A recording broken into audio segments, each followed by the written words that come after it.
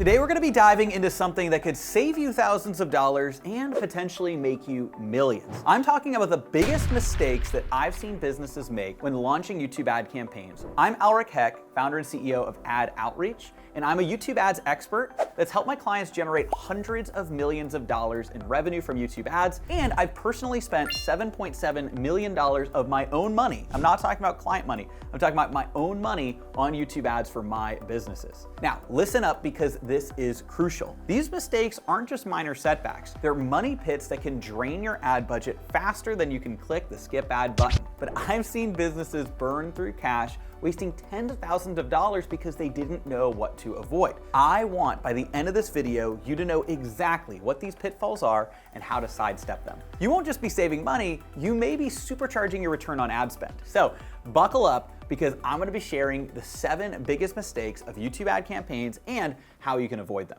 All right, let's start off with targeting mistakes. Here's the deal, YouTube isn't like other platforms. People come to YouTube to learn. They're in what we call the learner's mindset, and you want your targeting to reflect that and reach those people that are looking to learn. And I've seen businesses throw money at broad audiences and just general audiences that Google pre-built and wonder why they're not seeing the best results. My advice is to actually start narrow, starting focused on your ideal client avatar and the people that are actually ready to take action now. And you can do this by building what are called custom audiences, specifically custom intent audiences based on what people are searching for on YouTube or Google, and custom URL audiences, websites they've gone on in the past. So you have the ability to target people who are searching on YouTube or Google, going to specific websites, or Google knows has specific in-market purchase intentions. And that's gonna allow you to get a lot more specific. Instead of just using some of the pre-built broad audiences, go and build your own custom audiences. The second big thing is data dilemmas. If you're not analyzing your traffic,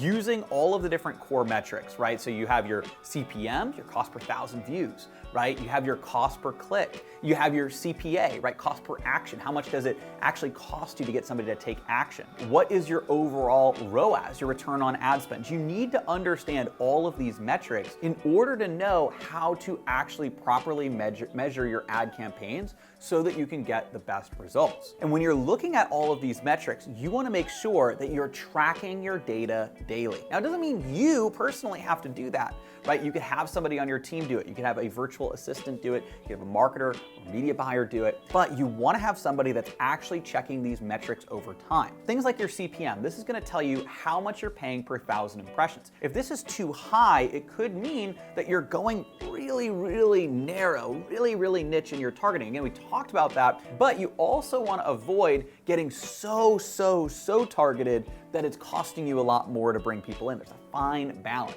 Now, you also want to get a good idea of how much it costs per click, because you can break all this down to then see, okay, how much does it cost per lead, right? Or your CPA. How much does it cost to get people to take action and actually opt in? And then you can compare that metric to how much a lead is worth to you. So you want to actually understand some of these things. What does it actually cost to acquire a new customer? And then from there, what is your overall return on ad spend? I put in this amount of money and I get this amount of money out. Tracking all of your metrics is key, because what gets measured gets managed. And that is a really important point to remember. You want to make sure that you're properly tracking everything so that you actually are able to dive in and say, okay, this piece, that's what's not working, or this piece isn't working. And that's why the second biggest mistake people make is not tracking their data or not understanding the core metrics that you need to understand in order to see success with your advertising. The third biggest mistake is not providing value in your ad.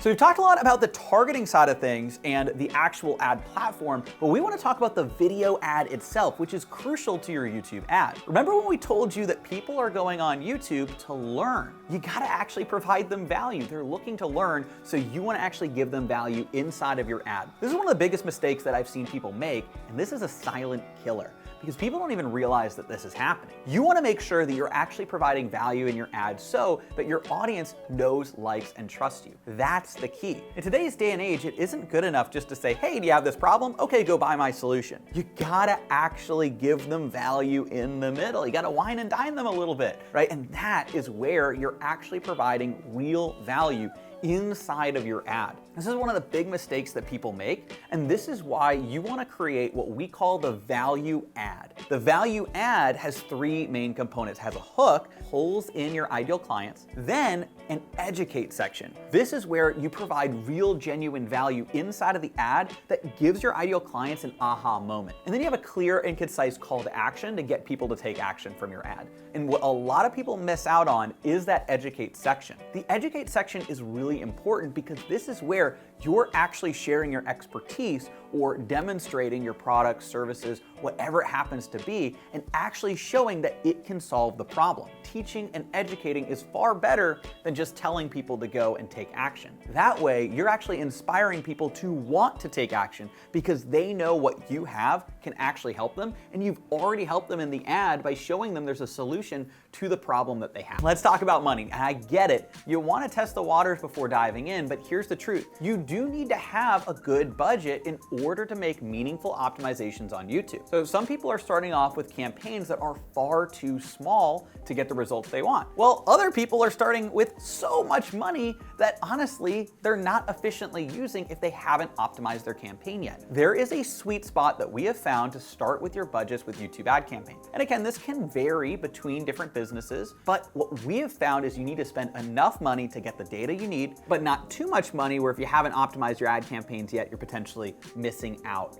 on those results. So again, if your budget is too small, you're not going to get enough data to make informed decisions. And if your budget is too big, then you're potentially wasting some of that money because you haven't optimized things yet. What we recommend is starting with a range between $50 to $200 per day. Now that's not an individual campaign, that's inside of your account with the different campaigns that you're creating. We recommend about a $25 a day budget on each YouTube ad campaign, and then launching 2 to 4 campaigns to start with different audience targeting types. And then we always recommend starting with at least 2 campaigns, because if you have 2 campaigns, you want to compare them with each other. You want to be able to A/B test. If you just have 1 campaign, you don't know if it's the best campaign ever or the worst campaign. So you want to optimize individual campaigns, but you also always want to start with at least 2. We usually recommend starting with 4 campaigns. That way you can really test a variety of different audience targeting types, test different videos, different demographic. And so essentially, if you have 4 different campaigns at $25 a day, that's $100 a day. If you want to test a little bit faster, you could go up to $50 per campaign per day, and that would bring you to $200. That's why $50 to $200 per day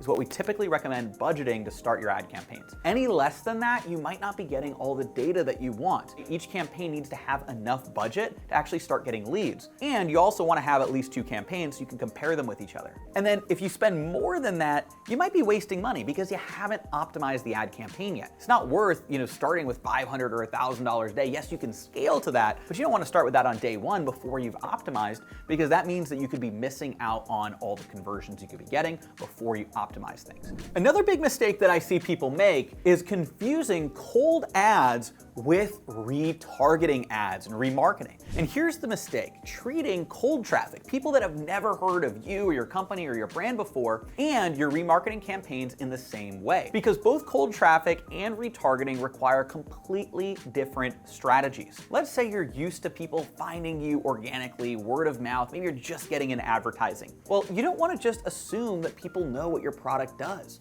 or know what your services are, what your coaching is, or who you are, and what your expertise and credibility is. If you're talking to cold traffic, you need to make sure that you pull people in, you hook them, and then you provide value while also demonstrating your credibility or your product's credibility, and then having a clear call to action at the end. If people don't know who you are and what your credibility is, they're not as likely to listen to you. You want to make sure that you include that inside of your ads. Now, this is also reversed on the other side. With your retargeting, you don't need to do that all the time. You don't need to just introduce yourself as someone brand new. You want to make sure that you're actually meeting people where they're at. There's potentially some objection, some reason that they haven't taken action yet. You want to continue to build that trust. You want to educate. You want to provide value, right? You want to remind them why they were interested in the first place and give them a reason to take action the next time. All right, number 6 big mistake is not testing enough hooks or audiences. Marketing is all about testing, seeing what works. And I have seen this mistake, and it is honestly one of the biggest. It's just going in and creating one YouTube ad, building one audience. That's not gonna get the results that you're looking for. You need to test, always testing. That is the key. You wanna test different hooks, 3 to 6 different hooks, maybe more variations, but at least 3 to 6 different video variations. And then when it comes to your actual audiences, same thing, at least 3 to 6 different audience types. And honestly, a lot more is what you wanna do. Now, if you wanna know exactly how to put these hooks together, so our software keyword search is gonna allow you to build out literally dozens and dozens of audiences in just a few minutes. So there's really no excuse to not be testing multiple hooks and different audience types in order to get the best results with your YouTube ads. Finally, appropriately, number 7 is call to action confusion. Let's talk about your call to action. This is where the rubber meets the road. It's where you turn viewers into leads or clients. And here are some of the most common CTA or call to action mistakes that I see. Not introducing it early enough. You actually want to make sure that you don't wait until the end of your ad to introduce what your call to action is. You want to talk about it a little bit earlier on and kind of drop it as a soft call to action, then reinforce it throughout the ad. But what you also want to do is avoid making your ad unclear. You want to make sure that people are actually able to know what they are going to do. Are they buying something? Are they getting a free training? Are they getting a PDF? What does it look like? Learn more is not a great call to action. You want to be specific. Download our free guide, book a strategy call, click the link to get access to our full free training. These are better call to actions that make it very clear exactly what they need to do and exactly what they're going to get. Now, another big mistake is inconsistency between the ad and the landing page. You want to make sure that you're sending people from your ad to a landing page that's congruent and it makes sense. You want to make sure it's very clear and it's the exact same thing that you're sending people to, and you're essentially showing people, hey, I talked about this here, here's more details, now you can go and get it. That congruency is gonna help you with boosting your overall conversions. The other thing that you wanna do is you also wanna make sure that you're testing your landing page and you're A/B testing that as well. It's not just about the YouTube ads. You also wanna make sure that your funnel is optimized and tested, and you're constantly testing new ways to actually run your funnel to get the best results. Now, it doesn't mean completely changing the headlines, because that would go against the congruency. It should be the same